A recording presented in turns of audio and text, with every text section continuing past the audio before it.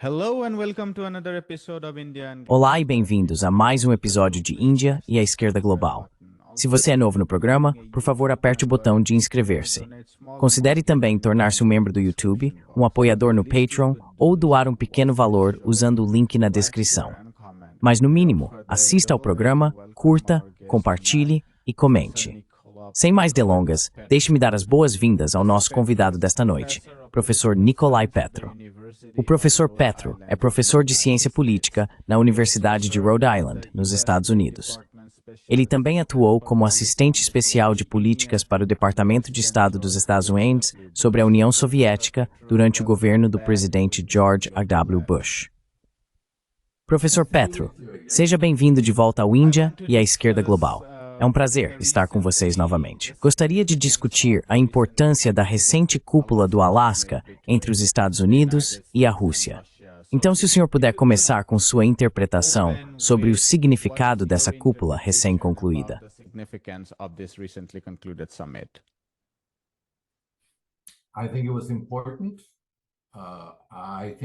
Acho que foi importante. Acho que foi um sucesso para o Partido da Paz, em oposição ao Partido da Guerra.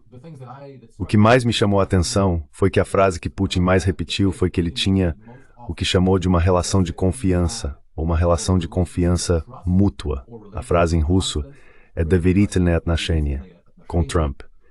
Trump, por outro lado, usou um termo mais comercial. Ele se referiu ao encontro como produtivo. Mas acho que o que vimos, de qualquer forma, foi um reacendimento da já conhecida química pessoal entre os dois líderes.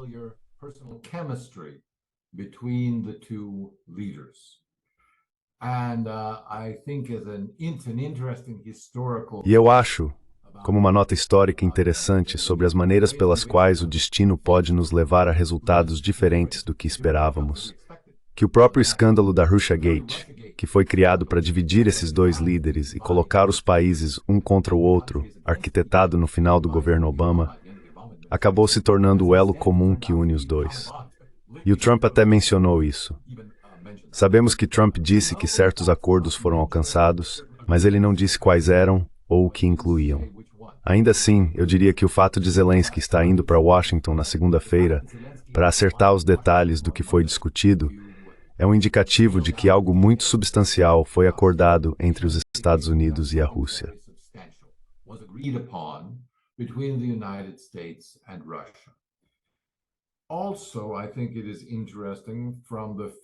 Além disso, acho interessante que pelas poucas declarações públicas que vi de líderes europeus, eles não estão sabotando abertamente o processo de negociação. Isso sugere que o ímpeto mudou de colocar obstáculos à paz para talvez incentivar um acordo de paz. E o aspecto mais interessante aqui, este é um ponto que o presidente Putin enfatizou repetidamente como explicação para rejeitar um cessar-fogo, é que um cessar-fogo não é um acordo de paz. Mas cessar-fogo é o congelamento de conflito. Não é de acordo de paz até o fim do conflito.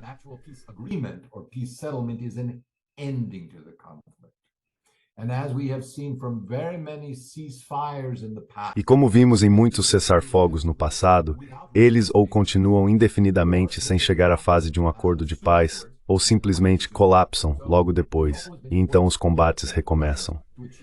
Por isso, sempre foi importante, segundo Putin, que a Rússia alcance não um cessar-fogo momentâneo ou parcial, mas um verdadeiro acordo de paz de longo prazo que aborde, na visão de Putin, todas as questões que levaram ao conflito atual.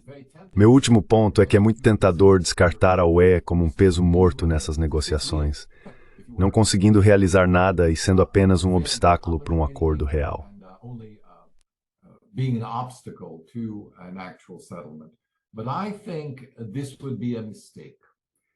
Mas acho que isso seria um erro.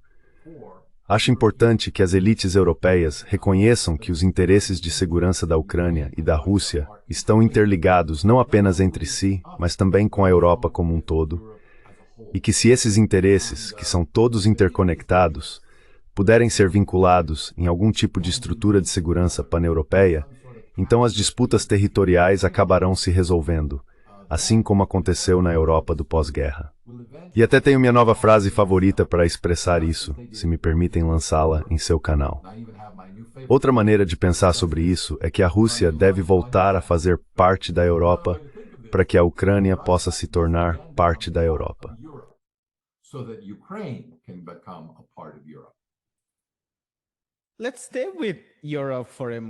Vamos ficar com a Europa por um momento, porque você está, claro, fazendo uma grande afirmação de que os líderes europeus parecem ter mudado sua posição de serem um obstáculo a um acordo de paz para algo em que estão abertos à negociação. Eu estava lendo algumas dessas declarações conjuntas dos líderes europeus após a conclusão da cúpula, e o presidente Trump aparentemente teve uma ligação com eles. E sim, você está certo. Eles evitaram o termo cessar-fogo, pelo qual estavam obcecados nas últimas semanas. Agora há uma mudança clara nos Estados Unidos, em que o presidente Trump disse que precisamos avançar para um acordo de paz abrangente em vez de falar sobre um cessar-fogo.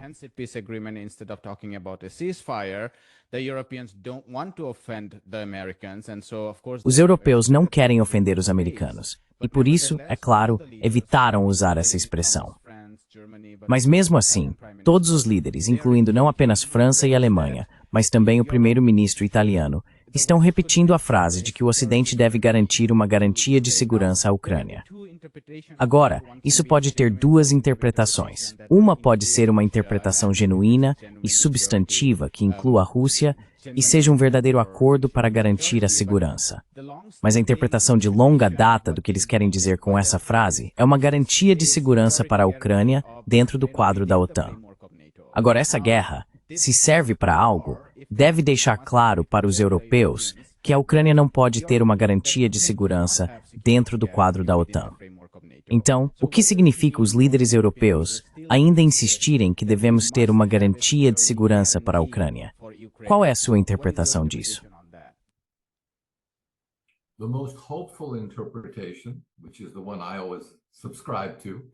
A interpretação mais otimista, a qual sempre me filio, é que de fato estamos falando de uma revitalização do Comunicado de Astana de 2010, no qual os membros da Organização para a Segurança e Cooperação na Europa concordaram, todos eles, com o princípio da segurança indivisível e mútua em todo o continente. Ou seja, nenhuma segurança para qualquer parte pode ser alcançada às custas dos interesses de segurança de outra parte. Não estamos inventando nada novo. Estamos simplesmente retornando e, com sorte, dando substância ao que já havia sido acordado como princípio por uma estrutura de segurança pós-guerra, pós-Guerra Fria.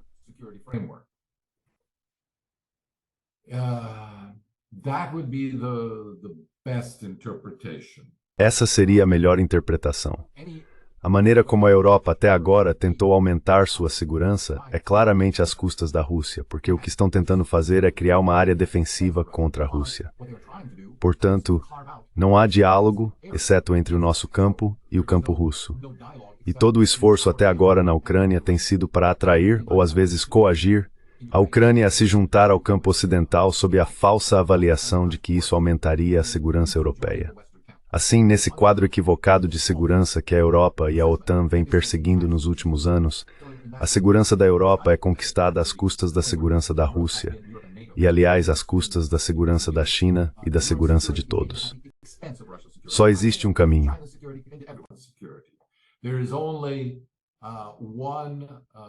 Também às custas da segurança da Ucrânia. Pode-se argumentar assim, embora o governo atual da Ucrânia não adote essa interpretação, porque quer estar alinhado com a Europa e acredita que estará mais seguro lá. Eu duvido disso. Duvido muito, na verdade. Mas seja como for, não vejo futuro nesse tipo de interpretação divisiva, de blocos, ou de quem está no meu grupo, quem está no seu, quem está ganhando às custas de quem. Acho que o futuro será de responsabilidades mútuas e compartilhadas pela segurança. E acredito que a Europa será forçada a assumir essa posição. Geograficamente, penso que ela não tem escolha a não ser estar nessa posição. Quanto aos Estados Unidos, tenho menos confiança em prever qual papel os Estados Unidos irão desempenhar.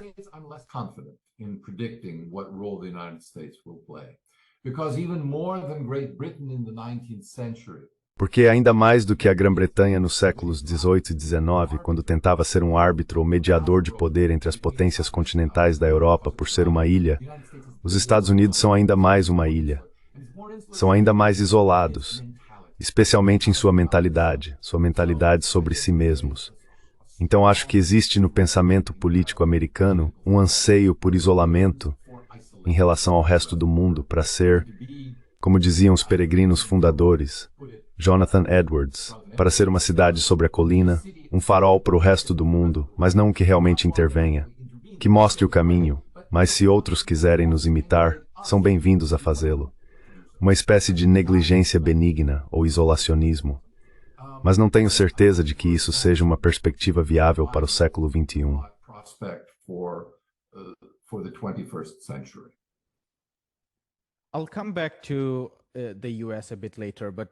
Vou voltar a falar dos Estados Unidos daqui a pouco, mas se eu puder ficar mais uma rodada sobre a Europa.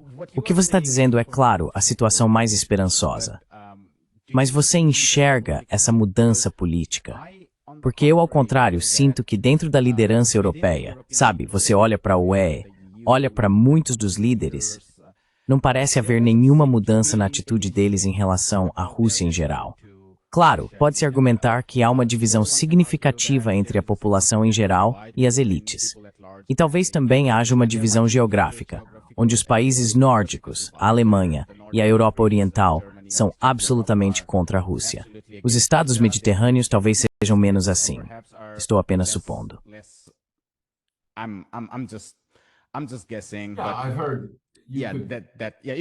Eu ouvi. Sim, você poderia fazer esse argumento. E a Grã-Bretanha, claro, é muito russofóbica. Tem sido assim há muito tempo.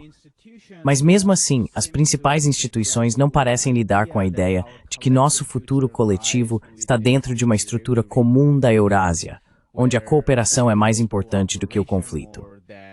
Sim, existem interesses diferentes. Talvez setores dos interesses financeiros alemães gostariam de ver mais cooperação, porque têm interesses russos mais diretos, ou até indústrias que poderiam obter matérias-primas, especialmente insumos energéticos.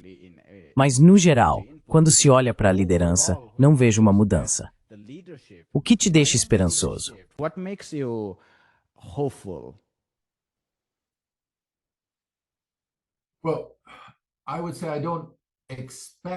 Bem, eu diria que não espero nenhum movimento rápido, especialmente por parte das instituições. Instituições, por definição, são presas aos seus próprios métodos, e instituições são idiotas. Elas não pensam, elas não raciocinam como um todo. Elas têm atitudes instintivas que são perpetuadas dentro do ethos da burocracia à medida que ela é moldada ao longo do tempo. Então, literalmente, burocratas seniores contratam a si mesmos como burocratas juniores, e é assim que funciona em todo o mundo. Por isso existe tanta continuidade. Essa continuidade na burocracia, estou falando especificamente de Bruxelas, da burocracia de Bruxelas, dos eurocratas, não tem visão, não tem propósito.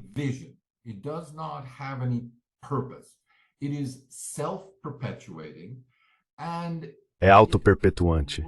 E espera que os líderes políticos indiquem tendências gerais, mas esses líderes podem ou não permanecer no poder tempo suficiente para realmente afetar o funcionamento cotidiano e o rumo da burocracia. É por isso que quando sanções são impostas e negociadas ao longo do tempo, é muito difícil revertê-las. Elas são autorrealizáveis, autoperpetuantes, como toda regulamentação governamental.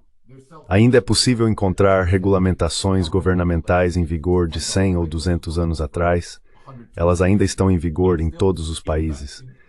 Portanto, não há esperança a ser buscada aí, mas elas podem se tornar um pouco menos um obstáculo se houver uma liderança política decisiva.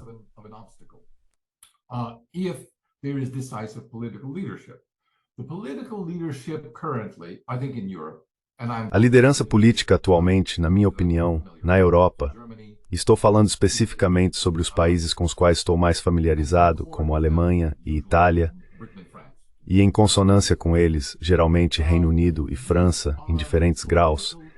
Essas são elites políticas que, na minha opinião, não têm nenhuma visão clara de futuro. Se alguém lhes apresentasse uma visão que pudessem abraçar, eles o fariam. E se houvesse uma liderança clara de uma parte externa que lhes mostrasse o caminho para alcançar isso, então acredito que a liderança política na Europa, a alta liderança política na Europa Ocidental e até mesmo na Europa Oriental, entregaria de bom grado essa responsabilidade a essa parte externa. over that responsibility to that external party. And today that external party is the United States. E hoje, esse agente externo são os Estados Unidos. Os Estados Unidos demonstraram de forma efetiva, com as negociações tarifárias de Trump com a União Europeia, que dominam a Europa, que a Europa é um apêndice, ou em outro termo comum, uma entidade vassala dos Estados Unidos. Agora, pode-se discutir isso. Pode-se dizer bem sobre a pena de morte, a Europa é contra e os Estados Unidos são amplamente a favor.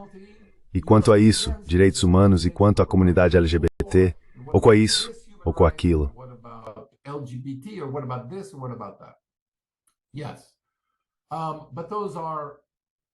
Sim, mas essas são questões sociais insignificantes e irrelevantes que podem ser facilmente apaziguadas na Europa porque são de interesse local. Política externa em todos os lugares que conheço é uma questão das elites. As elites tomam as decisões de política externa porque estão conectadas aos canais financeiros, aos canais militares e têm as conexões políticas. E essa combinação é composta por um grupo relativamente pequeno de pessoas que interagem entre si e se conhecem muito bem. E minha impressão sobre a Europa é que ela tem patinado em busca de uma saída para o atoleiro da Ucrânia, no qual foi sugada pelos Estados Unidos por uma administração anterior. By a previous administration. And I would like to remind readers, at least in my interpretation, e gostaria de lembrar aos leitores, pelo menos na minha interpretação, que a Europa foi inicialmente muito relutante no início. Tanto quando Obama estava relutante em investir no apoio militar à Ucrânia, quanto durante a primeira parte de sua presidência, quando Biden também se mostrou relutante e liberou assistência aos poucos. Tudo o que a Europa fez foi copiar essas atitudes e comportamentos. Quando os Estados Unidos ampliaram seu apoio militar e financeiro, a Europa fez o mesmo. E quando esse apoio foi reduzido, a Europa também reduziu. Portanto, na minha avaliação, não há pensamento independente por parte da Europa. Então é fundamental nesse momento observar, e isso é um grande se Trump será consistente. Não é seu ponto forte, ele é conhecido acima de tudo por sua inconsistência. Acho que todos nós, como analistas, podemos estar subestimando um pouco Trump, porque é fácil apontar suas inconsistências.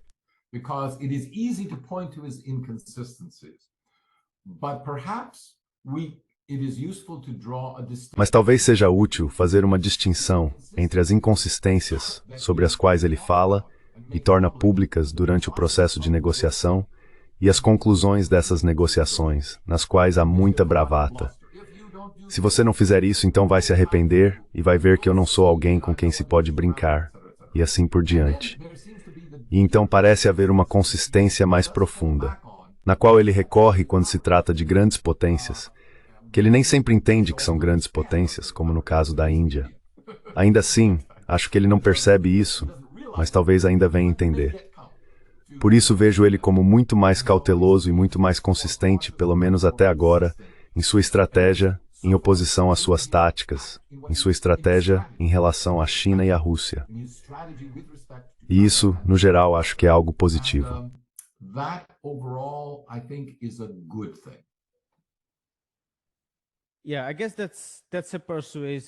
Sim, acho que esse é um ponto convincente, que quando se trata da política externa europeia em relação à Rússia, ela é amplamente determinada pela postura dos Estados Unidos. E há uma falta de política externa independente na Europa quando o assunto é a Rússia. Acho que esse é um ponto justo. Certo, vamos mudar para... Posso acrescentar uma coisa a isso? Sim, claro. Can I add one thing to that? Of course. Before we move on. Antes de continuarmos, um indicador indireto interessante disso é o tom da grande mídia, que oscila conforme o tipo de informação que lhe é repassada e a interpretação, o viés, como costumamos chamar, que é dada a ela por autoridades governamentais. Vemos no caso dos Estados Unidos que esse viés muda muito rapidamente de acordo com os caprichos e humores de Trump. Mas também me chamou a atenção o surgimento, muito recentemente, e em clara cadência entre si, e em um intervalo muito curto, tanto na mídia francesa quanto na inglesa, duas das mais russofóbicas, e até mesmo na mídia alemã, de artigos críticos sobre a Ucrânia, que jamais teriam sido publicados antes, sobre corrupção, deserções nas forças armadas, falhas de comando e liderança sobre quem poderia substituir Zelensky.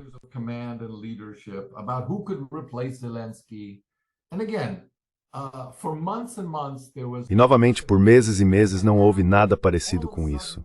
E agora, de repente, quem sabe por que esses artigos estão aparecendo em veículos muito pró-Ucrânia, como o Times de Londres, o Daily Telegraph e até mesmo o Le Monde e o Die Welt na Alemanha. Então, mais uma vez, não atribuo isso a uma coincidência. Acho que isso faz parte dos esforços dos governos. É parte da responsabilidade profissional deles, na minha opinião, de guiar ou liderar. Ou, se você não gostar, manipular a opinião pública para apoiar as políticas que eles agora querem adotar.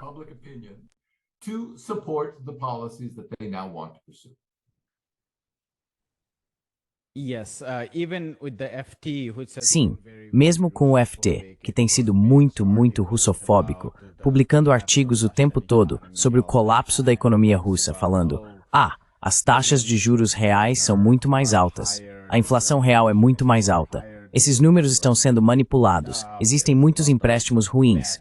Claro, o complexo militar industrial na Rússia está avançando, mas isso acontece porque estão estimulando a economia para isso. Quero dizer, até eles agora estão admitindo que a Rússia venceu a guerra. Até muito recentemente, eles estavam muito relutantes em admitir isso. Martin Wolf, que geralmente escreve sobre economia, publicou um artigo dizendo que a Ucrânia está vencendo e que todos esses números sobre a vitória da Rússia são apenas uma farsa. Mas as coisas estão mudando. Pelo menos agora há um cenário mais misto. Não estou dizendo que eles abandonaram seu... está mais misto.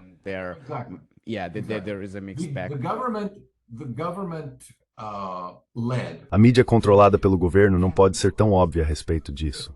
Então, de repente, surge uma iluminação, ou aparece uma frase. Pode estar em uma matéria predominantemente negativa.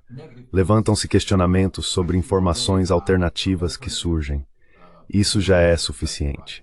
Novamente, a ausência disso nos últimos 3 anos é o que torna sua aparição atual em um jornalismo que eu diria ser mais equilibrado tão evidente.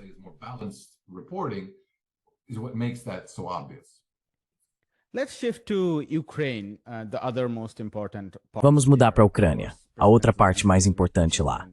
Claro, o presidente Zelensky vai se encontrar com o presidente Trump na segunda-feira. Trump fez um comentário muito interessante, acho que foi em sua entrevista à Fox News, em que disse que há uma coisa que é muito difícil e que ainda não houve nenhum progresso.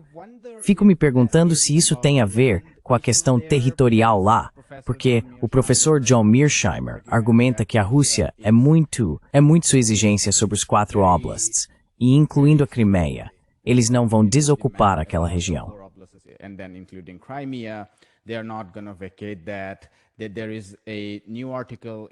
Há um novo artigo no FT que cita algumas fontes internas não identificadas, mas diz que o presidente Putin afirma que se a Ucrânia desocupar incondicionalmente toda a região de Luhansk e Donetsk, então ele pode congelar o restante das outras 2, Zaporídia e Kherson, e isso pode servir como um marco para avançar.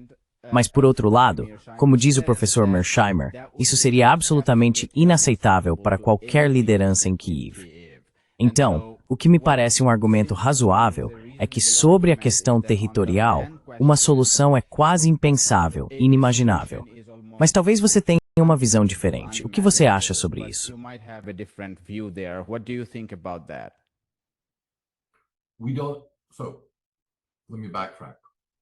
Nós não sabemos. Então deixe-me voltar um pouco.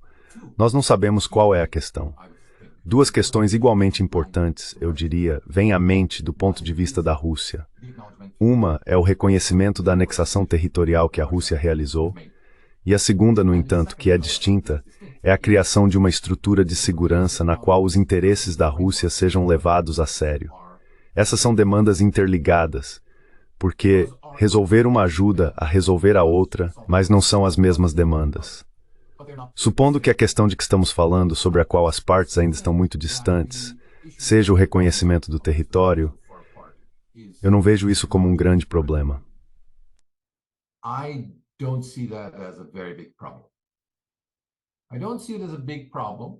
because there is Eu não vejo isso como um grande problema, porque há amplo precedente diplomático para resolver esse tipo de disputa territorial. E o conceito-chave que precisa ser aplicado é o do adiamento, reconhecimento adiado. De facto, não é de jure. E até mesmo Friedrich Merz, o chanceler alemão, comentou recentemente na semana passada que o consenso na Europa era de que nunca reconheceríamos a anexação territorial, ao que a Rússia poderia muito bem responder. E daí? Na prática, é nosso território, exercemos a autoridade sobre ele. O direito internacional que poderia ser aplicado nessa circunstância é muito técnico e muito complexo. is very technical and very complex. But again, suffice it to say in broad strokes. Mas, novamente, basta dizer de forma geral que de facto não é o mesmo que de jure. E há um ditado interessante que os americanos têm, que acho que soa muito insensível, mas é a forma como os americanos pensam sobre política e lei. Posse, como diz o ditado, posse é 9/10 da lei. E acho que é exatamente assim que Trump pensa. Portanto, há muitas maneiras pelas quais os territórios que a Rússia reivindica, mas não ocupa militarmente, poderiam ser incluídos em um acordo de paz sem reconhecer a legitimidade da ocupação. Poderia ser temporário, poderia ser uma zona de amortecimento, poderia ser administrado conjuntamente, ou poderia ser administrado por uma terceira parte. It could be jointly administered, it could be administered by a third party. It can be subject, again, let's say it was administered by... Poderia ser o caso, novamente, digamos que fosse administrado por uma força internacional de manutenção da paz para separar as duas partes. Isso poderia ser por um período determinado. Poderia ser concedido status autônomo por um período determinado, 20 anos, 99 anos, seja o que for. Algo poderia ser criado que permitisse não apenas um cessar-fogo, mas também investimento. Então, quando pensamos sobre qual seria a estrutura necessária, seria mais útil olhar para precedentes, não no âmbito militar, nem no político, mas no econômico, para dizer, veja, é esse o status que precisa ser dado a esses territórios para atrair investimento. Porque sem investimento, tudo isso é fútil e sem sentido, pelo menos para a Ucrânia. All of this is futile and pointless, at least for Ukraine.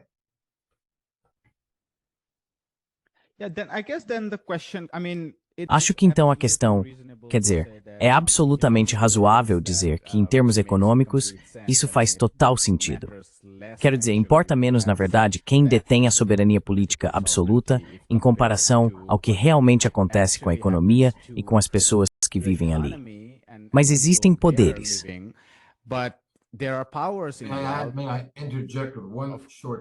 Posso fazer uma breve observação que me veio à mente. Nos Estados Unidos, valorizamos muito a propriedade privada, mas a posse privada é praticamente desconhecida na Ilha do Havaí. O que se utiliza lá, na verdade, são contratos de arrendamento de 99 anos que podem ser transferidos. É apenas um exemplo interessante de como o conceito de propriedade pode ser interpretado de maneiras diferentes e ainda assim permitir investimentos.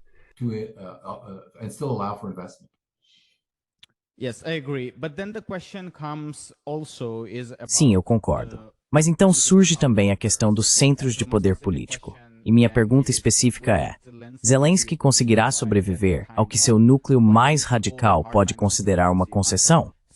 Eles o deixariam permanecer no poder?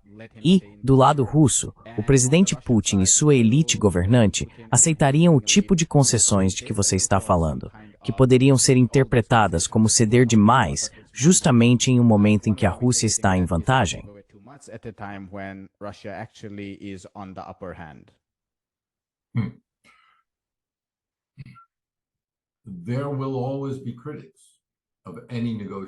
Sempre haverá críticos de qualquer negociação.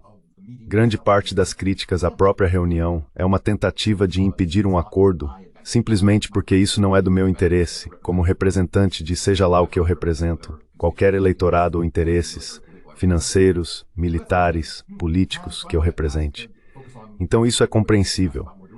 Vou focar mais diretamente no que você perguntou, que vou simplificar como: Zelensky pode sobreviver e Putin pode sobreviver. Não, Zelensky não pode sobreviver. É simples assim. Politicamente, acho que ele não será presidente quando a próxima eleição acontecer, mesmo que ele decida, o que não tenho certeza se fará, concorrer. Ele não é uma figura popular. Vamos dar a ele o benefício da dúvida e fazer a analogia histórica com Winston Churchill. And make the historical analogy to Winston Churchill. Winston Churchill was out. Anthony Eden was in. Winston Churchill saiu. Anthony Eden assumiu assim que a guerra terminou porque as pessoas já estavam cansadas do rosto da guerra. E Zelensky é o rosto da guerra. Se ele foi bem sucedido ou não é quase menos importante do que o fato de ele estar associado a toda essa dor. Mesmo como vítima, mesmo como uma vítima sofrida de agressão, ele ainda carrega essa imagem. Além disso, nos cerca de 2 anos em que foi presidente em tempos de paz, ele não exatamente conquistou o público com suas políticas, e sua popularidade no início de 2021 estava em dígitos baixos de 2 dígitos. Então acho que as pessoas na Ucrânia, os eleitores, estarão prontas para virar a página. E acredito que será uma campanha fácil para qualquer um se levantar e dizer: obrigado, presidente Zelensky, obrigado por tudo que você fez. Thank you, Mr. President Zelensky. Thank you for all you did. Thank you. But now it's time to move. Obrigado, obrigado, obrigado. Mas agora é hora de seguir em frente. Agora precisamos curar. Agora temos, quero dizer, o modelo clássico que dou, este é de graça para qualquer futuro candidato político na Ucrânia. É o segundo discurso de posse de Lincoln. Ele disse que é hora de curar as feridas, é hora de cuidar das viúvas, dos órfãos, de tratar as lacerações que todos nós sofremos, norte e sul, para nos unir. A Ucrânia precisa ser curada. Ela será curada por políticas divisivas que suprimem a Igreja Ortodoxa Ucraniana ou seus laços canônicos com o restante da ortodoxia global. Ela será curada suprimindo a língua russa, que milhões de ucranianos, mesmo agora, e especialmente suas forças de combate, consideram sua língua materna.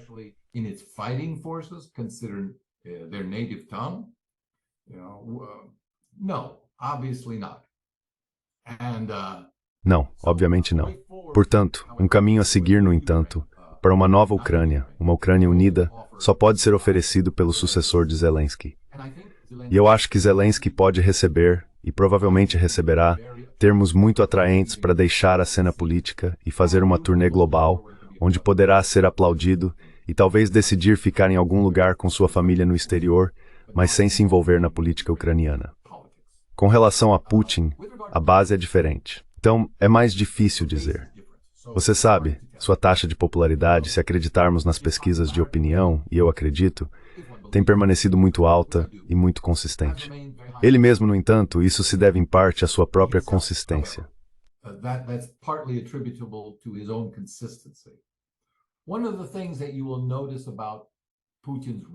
Uma das coisas que você vai notar sobre a retórica de Putin, especialmente em comparação com a retórica dos políticos ocidentais, é que ele não muda de opinião. Muito frequentemente ele diz: este é o nosso objetivo e estamos determinados a segui-lo, e ele sempre volta para reiterar os mesmos pontos. É notável quando as pessoas não ouvem, não entendem ou não conseguem escutar, porque ele não diz nada além do que realmente quer dizer. E as pessoas confiam nisso. Acho que na Rússia o eleitor médio confia nisso, mas ele já não é nenhum jovem e em algum momento vai precisar sair. Isso é óbvio.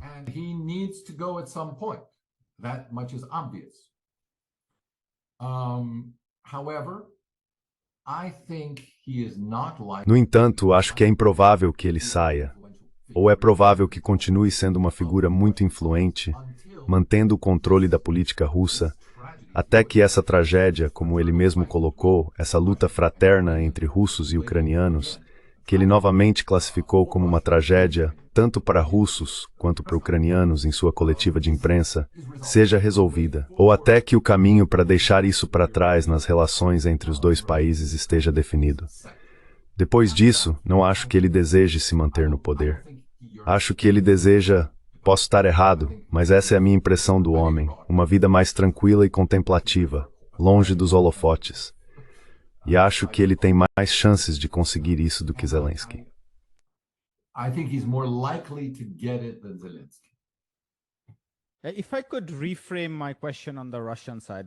Se eu pudesse reformular minha pergunta sobre o lado russo, porque acho que consegui expressar minha pergunta sobre o lado ucraniano de forma mais clara. Mas minha pergunta sobre o lado russo não era necessariamente sobre quanto tempo o Putin permaneceria no poder ou se ele sobreviveria. embora essa seja uma resposta útil. Minha pergunta, como eu estava pensando, era: a Rússia aceitaria algo que fosse, digamos, relativamente moderado, como as coisas que você sugeriu, como congelar por 10 anos, 99 anos, 5 anos, ou administração conjunta, etc. Ou a sua extrema-direita, ou digamos, sua base nacionalista radical, o pressionaria por uma posição intransigente. Agora que eles têm a vantagem, eles não deveriam se contentar com algo menor.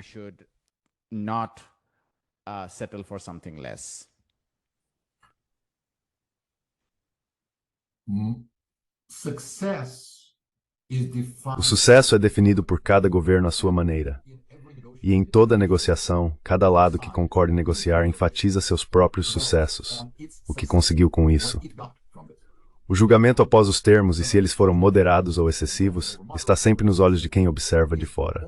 Portanto, posso prever com certa confiança que qualquer acordo negociado que se pareça com um assentamento de paz será denunciado como traição por grandes setores do Ocidente. Intelectuais, comentaristas, políticos querendo se destacar, etc. É exatamente isso que eles fizeram, estão fazendo e continuarão fazendo, mesmo depois que a luta já estiver essencialmente terminada. Even after the fight is essentially over, they will continue to do that. Eles continuarão fazendo isso. A diferença entre Zelensky na Ucrânia e Putin na Rússia, nesse aspecto, é que quando suas próprias bases domésticas resistem ao acordo alcançado, Putin tem o poder, a autoridade pessoal e os mecanismos de controle para fazer sua interpretação prevalecer. Para impor, acredito eu, sua interpretação. Ele não corre o risco de ser desafiado ou de ter que voltar atrás nos principais pontos do acordo. Isso não é necessariamente o caso de Zelensky. In terms of control, appears much weaker. Let me then end by asking about Então deixe-me encerrar perguntando sobre a mesma questão, mas aplicando-a aos próprios Estados Unidos. Porque, como sabemos, há uma grande parcela da população nos Estados Unidos que se opõe a essa normalização das relações entre Rússia e Estados Unidos. Isso inclui, é claro, a imprensa liberal, o Washington Post, o New York Times e assim por diante. Isso inclui congressistas importantes, incluindo pessoas muito influentes como Lindsey Graham. Isso inclui, acredito que de forma muito significativa, os interesses da OTAN e do complexo industrial militar, que dependem de empregos industriais e da extração de lucros ao perpetuar guerras em todo o mundo. E podemos pensar em outros grupos importantes também, especialmente os democratas.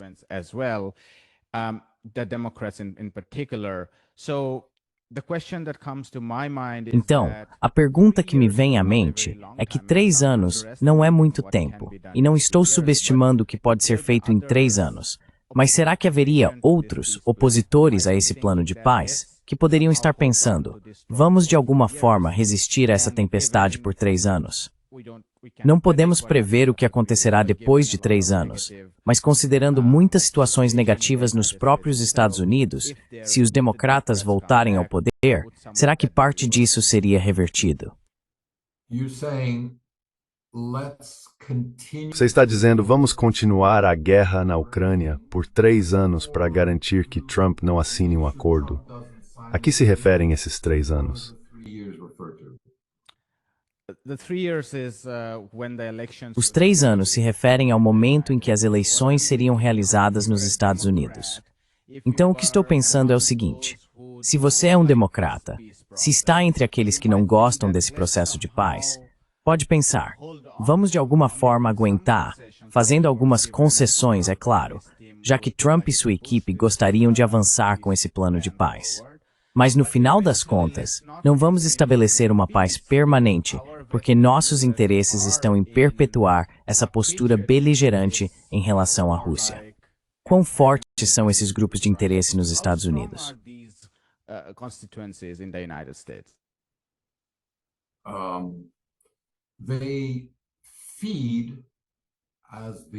Eles se alimentam, como disse o famoso historiador de Columbia, Richard Hofstadter, da paranoia, da vertente paranoica na política e na história americana. Eles estão lá e sempre estarão.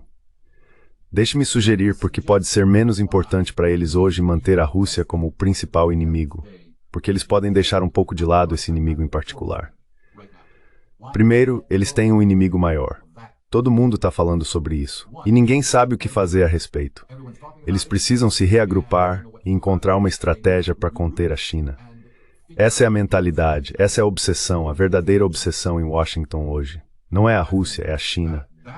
A Rússia talvez até possa ser atraída um pouco para o nosso lado. Essa é a esperança, se você sabe as coisas correrem do nosso jeito.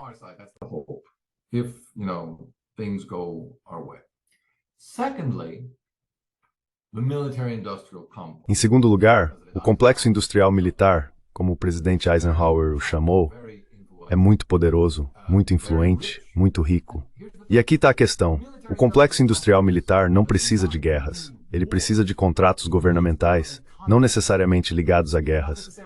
E neste momento, pelo que entendo, eles conseguiram o que realmente queriam. Eles garantiram compras por 10 anos, até 2030 pelo menos, se não mais, garantidas pela Europa, pela OTAN. Então a OTAN vai ser a vaca que fornece o leite para o complexo industrial militar dos Estados Unidos. E esse já é um mercado grande o suficiente para que possa se expandir. Pode se expandir para aliados relacionados e talvez até para o terceiro mundo, outros lugares, o sul global, a América Latina. Muitas oportunidades por lá.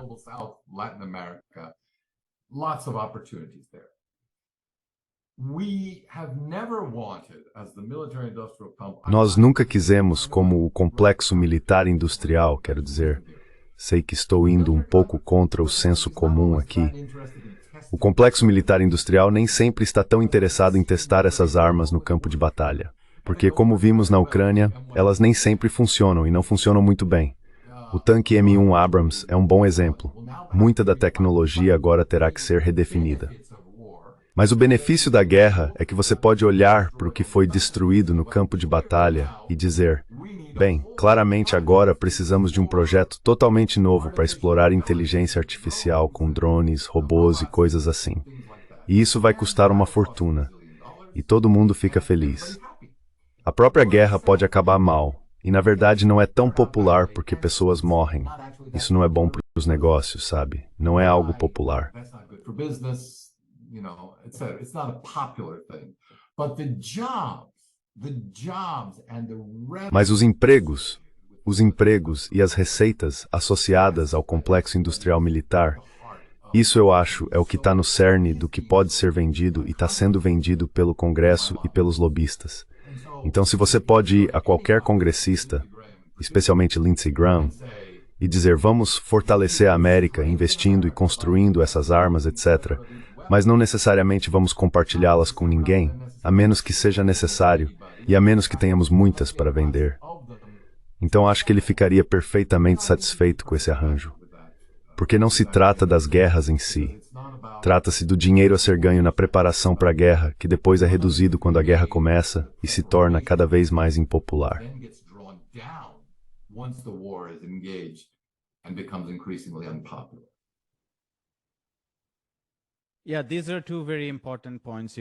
Sim, esses são dois pontos muito importantes que você acrescentou.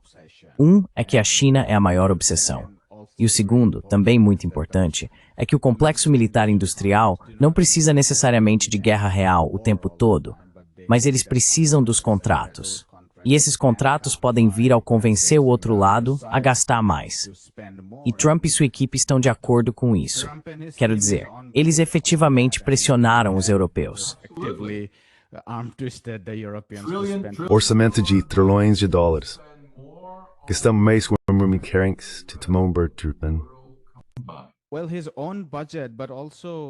Bem, o próprio orçamento dele, mas também para expandir o orçamento da União Europeia, que por muito tempo estava lucrando com isso. Mais dinheiro para nós. Sim, sim, absolutamente. Certo, vamos encerrar por aqui, professor Petro. Esta foi uma conversa muito útil e fiquei muito feliz por poder lhe fazer as perguntas relativamente mais difíceis. Obrigado. Eu gostei mais do debate do que simplesmente inim. Muito obrigado. Tenha um ótimo restante de dia. Tchau. Obrigado. Hi, my name is Ayushman. Oi, meu nome é Ayushman. Eu, junto com Jyothishman, começamos esta plataforma. Nos últimos 2 anos, tentamos criar conteúdo para as forças de esquerda e progressistas. Até agora, entrevistamos economistas, historiadores, comentaristas políticos e ativistas. Se você gostou do nosso conteúdo e quer que a gente construa um arquivo para a esquerda, tenho 2 pedidos para você. Por favor, considere fazer uma doação para a causa. O link está na descrição abaixo.